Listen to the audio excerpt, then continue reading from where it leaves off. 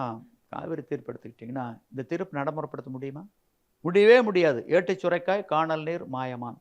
தினந்தோறும் நீர் பங்கீடு என்ற இலக்கை முன்னிறுத்தி வழக்கு நடத்தப்பட்டிருந்தால், ஒரு தீர்ப்பை பெற்றிருந்தால், தமிழ்நாட்டுக்கும் புதுச்சேரிக்கும் உண்டான உரிமை நீர் தினந்தோறும் தீர்ப்பின் விகிதாச்சாரப்படி பங்கிட்டு, அது மேட்டூர் அணையில் வந்து சேமிக்கப்படுவதாக இருந்திருந்தால், எதுக்கு வரவுகெடுது? எதுக்கு மோதல் வருது? எதுக்கு இறையாண்மை ஒருமைப்பாடு கேள்விக்குறியாகுது? இந்த தீர்ப்பை மத்திய அரசு ஏற்றுக்கொள்ளாது. நான் சொன்ன தினந்தோறும் நீர் பங்கீடு என்ற அம்சத்தை ஏற்றுக்கொள்ளாது.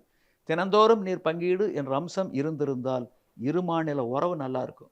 அது மத்திய அரசுக்கு பிடிக்காது.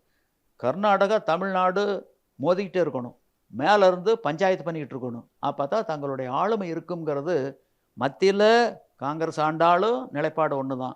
பாஜக ஆண்டாலும் நிலைப்பாடு ஒண்ணுதான். வேற ஒரு கட்சி ஆட்சிக்கு வந்தாலும் நிலைப்பாடு ஒண்ணுதான். கர்நாடகாவும் தமிழ்நாடும் ஒற்றுமையா இருந்திருக்கக்கூடாது. இது பிரித்தாளும் சூழ்ச்சியினுடைய வெளிப்பாடு.